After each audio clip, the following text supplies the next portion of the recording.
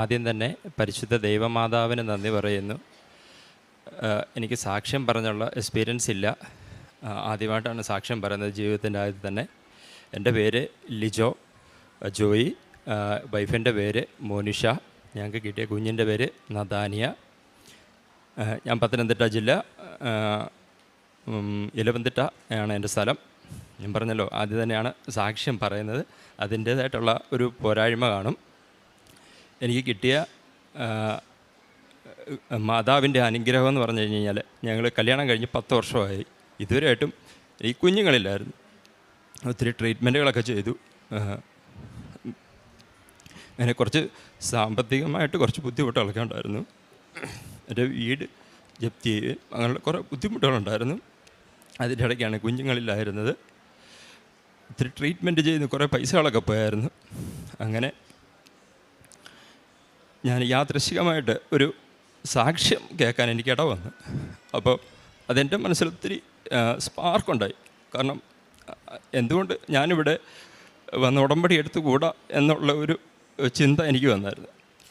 കാരണം ഞാൻ അത്രയ്ക്ക് യോഗ്യനൊന്നുമല്ല, എന്നാലും ഒത്തിരി കുറവുകളുണ്ട്. പക്ഷേ എന്നാലും എൻ്റെ ഉള്ളിൽ നിന്നും ഉടമ്പടി എടുക്കുന്നതിനെക്കുറിച്ച് ഒരു ധാരണയോ ഒന്നുമില്ലായിരുന്നു, എങ്ങനെ ചെയ്യണമെന്നൊന്നും. ഞാൻ ഒരു ദിവസം ഇതുപോലെ തന്നെ വൈഫിനോട് പറഞ്ഞ് രാവിലെ അവിടുന്ന് വീട്ടിൽ നിന്ന് ഇറങ്ങി ഇവിടെ വന്ന് ഉടമ്പടി എടുക്കാൻ വന്നു. എനിക്കറിയത്തില്ലായിരുന്നു എന്തോ ചെയ്യണമെന്നൊന്നും. ഇവിടെ ചോദിച്ച രീതിയിൽ തന്നെ ഉടമ്പടി എടുത്ത് നമ്പർ കിട്ടി. ഞാൻ 2023 നവംബറിലാണ് ഞാൻ വന്ന് ഉടമ്പടി എടുക്കുന്നത്. ഉടമ്പടി എടുത്ത് ഞാൻ ഉടമ്പടി എടുത്ത് പോയി. എന്നും രാവിലെ പ്രാർത്ഥിക്കുന്നുണ്ടായിരുന്നു. രാവിലെ ഇവിടുത്തെ പ്രാർത്ഥനയുണ്ട്, വൈകിട്ടും പ്രാർത്ഥനയുണ്ട്. അവിടെ ജപമാല ചെല്ലുമായിരുന്നു. കുഞ്ഞുങ്ങളില്ലാതെ കഴിഞ്ഞപ്പോൾ ഞാൻ തൈലം കൊണ്ട് എന്നും വൈകിട്ട് ഇവിടെ ഉദരത്തിൽ കുരിശ് വരച്ചു. വിശ്വാസപ്രമാണം അച്ഛൻ പറഞ്ഞായിരുന്നു, വിശ്വാസം പ്രമാണം ചൊല്ലി കുരിശ് വരയ്ക്കണമെന്ന്, തൈലം എടുത്ത് കുരിശ് വരയ്ക്കണമെന്ന് പറഞ്ഞായിരുന്നു. അതുവഴി ഞാൻ 3 മാസവും ഞാൻ അങ്ങനെ തന്നെ ചെയ്തു. അങ്ങനെ 3 മാസം ഉടമ്പടി എടുത്ത് 3 മാസം കഴിഞ്ഞപ്പോൾ റിസൾട്ടൊന്നും കിട്ടുന്നില്ല. അപ്പോൾ ഒരു ചെറിയ നിരാശയുണ്ടായി. കാരണം ഇനി ഞാൻ എടുത്ത രീതി ശരിയായോ അതോ എന്തുകൊണ്ടാണെന്നുള്ളത് എനിക്ക് അറിയത്തില്ലായിരുന്നു. അങ്ങനെ മാർച്ച് മാസം 15-ാം തീയതി കഴിഞ്ഞപ്പോൾ ഇതുപോലെ പീരീഡ് വരുന്നില്ല. അപ്പം ഞങ്ങൾക്കൊരു സംശയം. അപ്പോൾ ഞാൻ വന്ന് മെഡിക്കൽ സ്റ്റോറിൽ പോയി ഒരു സ്ട്രിപ്പ് മേടിച്ചു വന്ന് ചെക്ക് ചെയ്തപ്പോൾ പോസിറ്റീവാണ്. ഒത്തിരി സന്തോഷമുണ്ടായി. പക്ഷേ വിശ്വസിക്കാൻ പറ്റില്ല. കാരണം നേരത്തെ 2 പ്രാവശ്യം അബോർഷനായിരുന്നു. അപ്പോൾ അതുകൊണ്ട് ഇതുപോലെ പോസിറ്റീവ് ആകുമോ എന്നുള്ള വിശ്വാസം വന്നില്ല.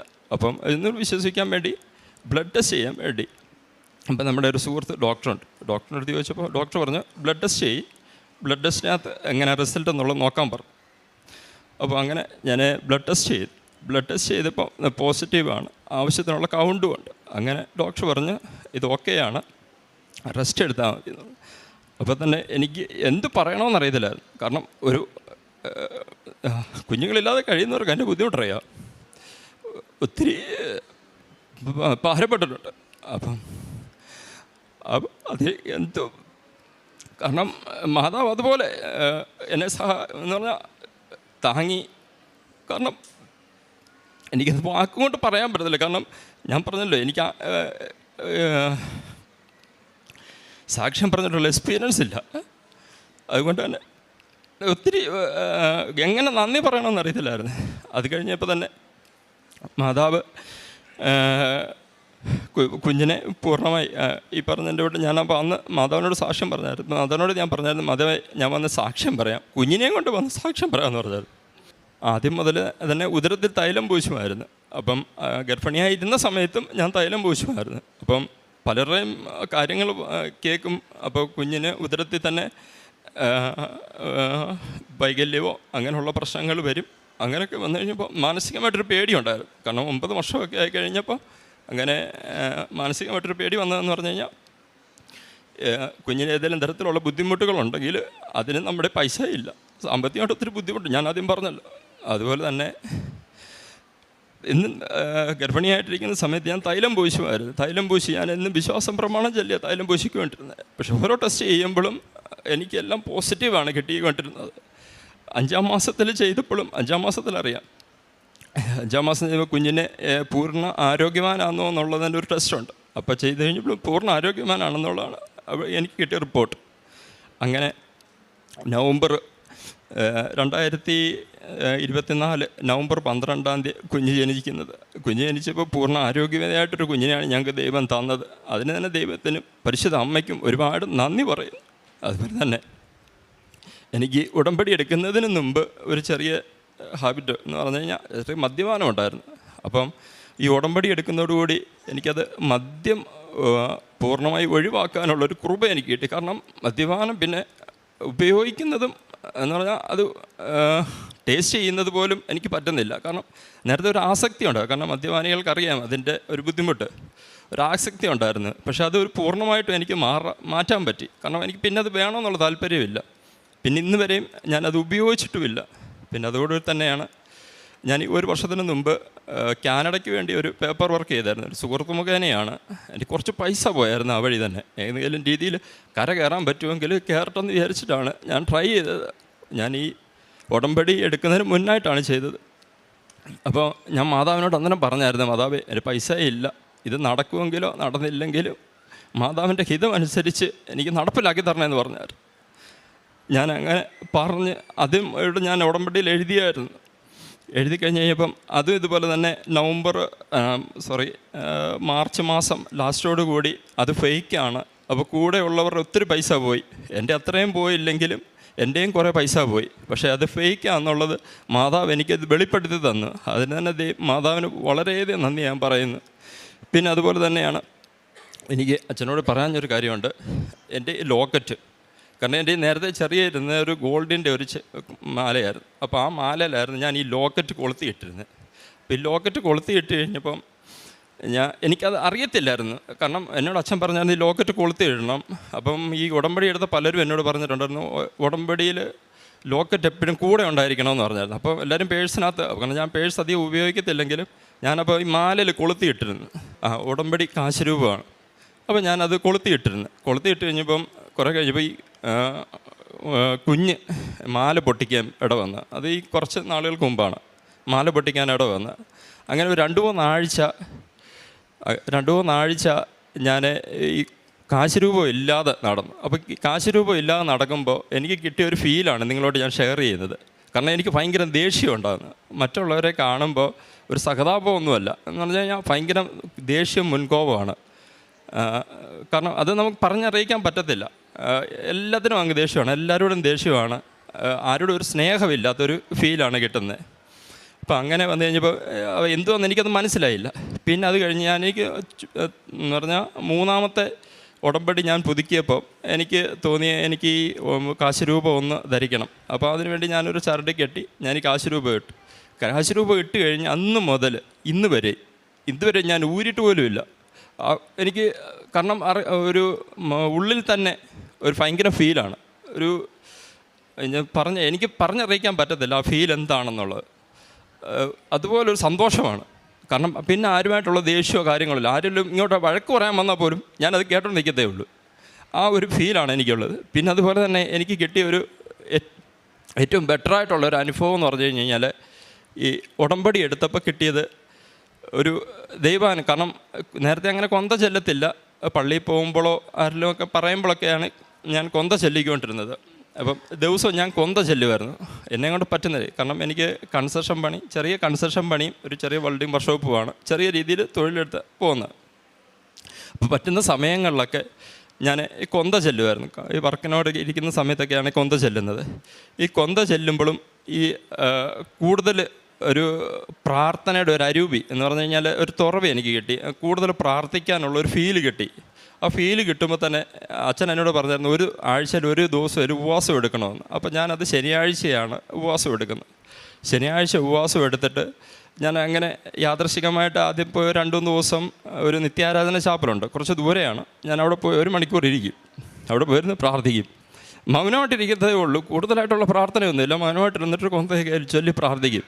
പക്ഷേ അത് ഇപ്പോഴും ഞാൻ ഫോളോ ചെയ്യുന്നു. പക്ഷെ അതോടുകൂടി എനിക്ക് മനസ്സിലായത് നമ്മൾ ഈ ഭൂമിയിൽ എന്തുമാത്രം ഉണ്ടാക്കിയാലും കോടികൾ ഉണ്ടാക്കിയാലും, കാരണം എനിക്ക് വസ്തുവില്ല, ഞാൻ വാടക താമസിക്കുന്നെങ്കിലും കോടികൾ ഉണ്ടാക്കിയെന്ന് പറഞ്ഞു കഴിഞ്ഞാലും അതുകൊണ്ട് ഒരു മെച്ചമില്ലെന്നുള്ള മനസ്സിലായി. കാരണം ഒരു നിത്യജീവൻ എന്ന് പറഞ്ഞു കഴിഞ്ഞാൽ നമ്മൾ ഈ ഭൂമിയിൽ നിന്ന് പോയി കഴിഞ്ഞാൽ നമുക്കൊരു നിത്യജീവൻ വേണം. അത് കിട്ടണമെന്നുണ്ടെങ്കിൽ നമ്മൾ മേളിൽ സ്ഥലം മേടിച്ചെങ്കിലേ പറ്റത്തുള്ളൂ. നമ്മൾ ഈ ഭൂമിയിൽ സ്ഥലം മേടിച്ച് കോടികൾ ഉണ്ടാക്കിയെന്ന് പറഞ്ഞു കഴിഞ്ഞാലും അതിനൊരർത്ഥമില്ലെന്നുള്ളതിൻ്റെ ഒരു ഫീല് ഇപ്പോഴും എൻ്റെ മനസ്സിലുണ്ട്. മനസ്സെന്ന് പറഞ്ഞാൽ എനിക്ക് വെളിപ്പെടുത്തി കിട്ടുന്നുണ്ട്. കഴിഞ്ഞ ദിവസം തന്നെ സ്വപ്നത്തിൽ എനിക്കതിൻ്റെ ഒരു വെളിപ്പെടുത്തൽ കിട്ടി. കാരണം ഞാൻ ആരോടും ഷെയർ ചെയ്തിട്ടില്ല ഇത് ഇന്ന് വരെ. വൈഫിൻ്റെ അടുത്ത് പോലും ഞാൻ പറഞ്ഞില്ല. ഒരു വെളുപ്പിന സമയമാണ്. എനിക്ക് കിട്ടിയ ഒരു അനുഭവം എന്ന് പറഞ്ഞു കഴിഞ്ഞാൽ ഒരു സ്വർഗത്തിൻ്റെ ഒരു ഫീലായിരുന്നു. ഒരു ഭയങ്കര സന്തോഷം, ഭയങ്കര ഹാപ്പിനെസ് എന്ന് പറഞ്ഞാൽ ഭയങ്കര ഹാപ്പിനെസ്. ഇവിടുത്തേതിനെക്കാട്ടിലും ഭയങ്കര ഹാപ്പിനെസ്സാണ്. പക്ഷേ എനിക്ക് അതങ്ങോട്ട് പൂർണ്ണമായിട്ട് മനസ്സിലാകുന്നില്ല അതെന്തുവാന്നുള്ളത്. ഞാൻ ആരുമായിട്ട് ഷെയർ ചെയ്യാത്തതുകൊണ്ടാണോ എന്നറിയത്തില്ല. അത്രയ്ക്കുള്ളൊരു ഫീലായിരുന്നു. എന്ന് പറഞ്ഞാൽ സ്വർഗത്തിൻ്റെ ഒരു മഹത്വം എനിക്ക് വെളിപ്പെടുത്താൻ കിട്ടി. പിന്നെ മാതാവുമായിട്ട് കൂടുതൽ അടുക്കാൻ പറ്റിയത് തന്നെ എനിക്ക് വളരെ ഒരു സന്തോഷമായിട്ട് അല്ലെങ്കിൽ ഒരു കൃപയായിട്ടാണ് ഞാനിപ്പോൾ തോന്നുന്നത്. അതുപോലെ തന്നെയാണ് ജോലിയുടെ. കാരണം എനിക്ക് നേരത്തെ കൺസ്ട്രക്ഷനാണെന്ന് പറഞ്ഞു കഴിഞ്ഞാലും അത്ര ആൾക്കാരൊന്നും എനിക്ക് പബ്ലിസിറ്റിയോ വലുതായിട്ടൊന്നും അറിയാവുന്ന ഒരു വ്യക്തിയല്ലായിരുന്നു. അതുതന്നെ കാരണം ജോലിക്ക് അങ്ങനെ വിളിക്കത്തില്ല. അറിയാം, ജോലി ചെയ്യുന്ന മേഖലകളിലൊക്കെ നിൽക്കുന്നവർക്ക് അറിയാം. കാരണം നമ്മൾ പല പരസ്യങ്ങൾ കൊടുത്തും പല ആൾക്കാരെ അങ്ങോട്ടും ഇങ്ങോട്ടും പോയി കണ്ടിട്ടാണ് നമുക്ക് ഒരു ചെറിയൊരു തൊഴിലായാലും നമ്മളൊരു വർക്ക് പഠിക്കുന്നത്. കാരണം ഇതുവരെ ഈ ഉടമ്പടി എടുത്ത ഇത്രയും വർഷത്തിനിടെ ഞാൻ അങ്ങോട്ട് പോയിട്ടില്ല. അങ്ങോട്ട് പോയി ഒരാളോടും ഒരു ജോലി ചോദിക്കാൻ പോയിട്ടില്ല. മാതാവ് ഒരു വർക്ക് തീരുമ്പോൾ എനിക്ക് അടുത്ത വർക്ക് ഓട്ടോമാറ്റിക് എങ്ങനെ വരുന്നതെന്ന് പോലും അറിയത്തില്ല.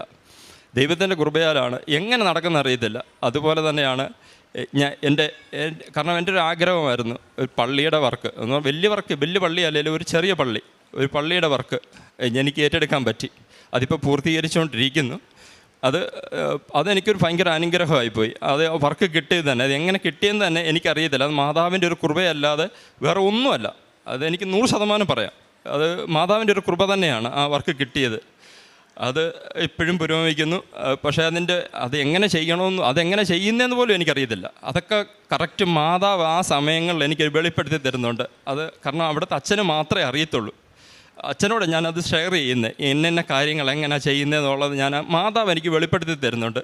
ആ രീതിയിലാണ് ഞാൻ ഇപ്പോഴും ആ വർക്ക് ചെയ്യുന്നത്. കാരണം ഞാനൊരു എഞ്ചിനീയർ അല്ല, ഞാൻ വെറും ഒരു 10ാം ക്ലാസ്സുകാരനാണ്. പണ്ട് മുതലേ ഞാൻ ഈ പണികൾക്ക് പഠിക്കുന്ന കാലം മുതലേ ഞാൻ പണിയാണ്. എനിക്ക് ഫാദർ ഇല്ലാത്തതുകൊണ്ട് ഞാൻ പണ്ട് മുതലേ പണിയാണ്. പിന്നെ ITIയിൽ പോയിട്ടുണ്ട്. അങ്ങനെയുള്ള ഒരു എക്സ്പീരിയൻസേ ഉള്ളൂ. ഞാൻ എഞ്ചിനീയറോ വലിയ ആർക്കിടെക്റ്റോ ഒന്നും അല്ല. എൻ്റെ ഒരു ജീവിതത്തിൻ്റെ ഒരു അനുഭവം, ആ ഒരു എക്സ്പീരിയൻസ് മാത്രമേ ഉള്ളൂ എനിക്ക് ആ രീതിയിൽ. പക്ഷേ അതിനേക്കാളൊന്നും പറയാൻ പറ്റാത്തതിലും 10 മടങ്ങാണ് എനിക്ക് കിട്ടിയ എക്സ്പീരിയൻസ് എന്ന് പറഞ്ഞാൽ. കാരണം ഒന്നും അറിയാത്തവന് പെട്ടെന്ന് വെളിപ്പെടുത്തി കിട്ടുന്നെന്ന് പറയുമ്പം അത് നമുക്ക് ചിന്തിക്കാൻ പറ്റാത്ത. കാരണം അത് ഒരാൾ പറഞ്ഞു തരുമ്പോൾ നിങ്ങൾക്ക് തന്നെ അറിയാം. ഒരാൾ പറഞ്ഞു തരുമ്പോൾ ആൾക്ക് വിദ്യാഭ്യാസം ഉണ്ടായിട്ടല്ലേ നമ്മുടെ അടുത്ത് അല്ലെ നമ്മുടെക്കാട്ടിലും എന്താ പറയുക ഇത്തിരി എക്സ്പീരിയൻസ് ഉള്ള ആളാണല്ലോ നമുക്ക് പറഞ്ഞു തരുന്നേ എന്നുള്ളതിനൊരു തിരിച്ചറിവും ബോധമുണ്ടല്ലോ. പക്ഷേ അങ്ങനല്ല. ഇത് നമുക്കൊന്നും അറിയാതിരിക്കുമ്പോൾ തന്നെ, എനിക്കൊന്നും അറിയാതെ എന്ന് ചിന്തിക്കുമ്പോൾ തന്നെ എൻ്റെ സ്വപ്നത്തിൽ എനിക്കത് വെളിപ്പെടുത്തി തരും. ഇങ്ങനെ വേണം, അതങ്ങനെ ചെയ്യണം. പക്ഷെ അതൊരു ഭയങ്കര മിറക്കിളാണ്. അത് എങ്ങനെ നിങ്ങളുടെ അടുത്ത് പറഞ്ഞു തരണമെന്നൊന്നും എനിക്കറിയത്തില്ല. പരിശുദ്ധ ദൈവമാതാവ് എനിക്ക് തന്ന ഈ വലിയ അനുഗ്രഹം. കാരണം ഞാൻ പറഞ്ഞല്ലോ, എനിക്ക് സാക്ഷ്യം പറഞ്ഞ എക്സ്പീരിയൻസ് ഇല്ല. ആദ്യമായിട്ടാണ് ഞാൻ ജീവിതത്തിൽ സാക്ഷ്യം പറയുന്നത് തന്നെ. ഒരു വലിയൊരു അനുഗ്രഹമാണ് പരിശുദ്ധ ദൈവമാതാവ് തന്നത്. ഇതുവരെയും ഞാനിപ്പോൾ ഈ എടുത്ത ഉടമ്പടികളിലെല്ലാം ഞാൻ പിന്നെ ആവശ്യങ്ങളൊന്നും എഴുതാറില്ല. ഇന്ന ആവശ്യം വേണമെന്നൊന്നും ഞാൻ എഴുതാറില്ല.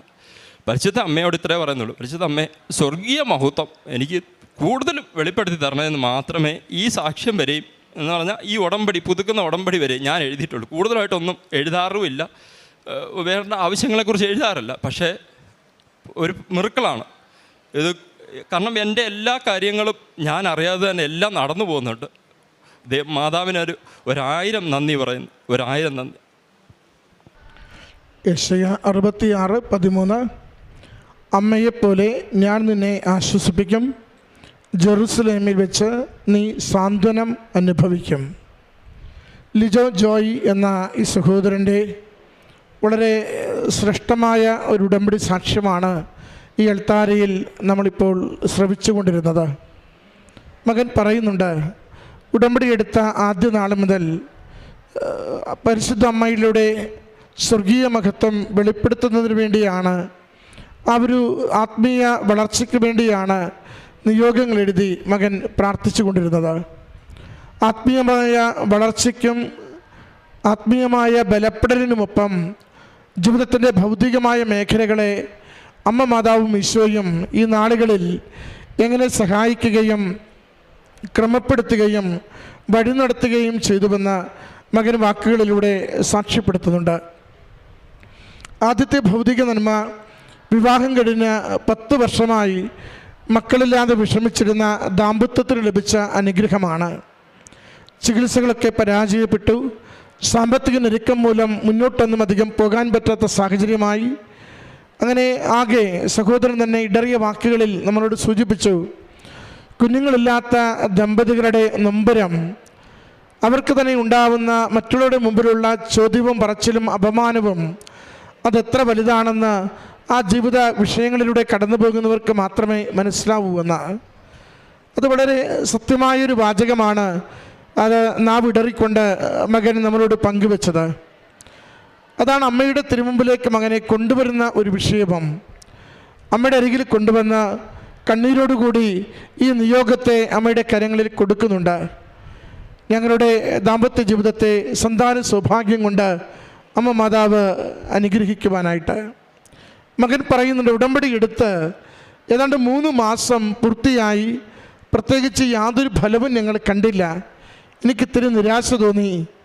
അമ്മയോട് ഞാൻ ചോദിച്ചു കൊണ്ടിരുന്നു, ഞാൻ അമ്മയുടെ അരികിലെത്തിയിട്ട് ജീവിതത്തിൽ അതനുസരിച്ചൊരു മാറ്റം എനിക്ക് വന്നു തുടങ്ങിയില്ലല്ലോ എന്ന്. എന്നാൽ അമ്മ മാതാവ് മകന് അടയാളങ്ങളിലൂടെ കാര്യങ്ങൾ വെളിപ്പെടുത്തി കൊടുത്തുകൊണ്ടിരുന്നു. അമ്മ മാതാവിൻ്റെ വലിയ സംരക്ഷണത്തിനും ഈശോയുടെ നിരന്തരമായ സാന്നിധ്യത്തിനും സന്ദേശത്തിനും സഹായത്തിനും അമ്മ മാതാവിനും ഈശോയ്ക്ക് നന്ദി പറഞ്ഞുകൊണ്ട് കരങ്ങളടിച്ച് ഈ സാക്ഷ്യം നമുക്ക് സമർപ്പിക്കാം.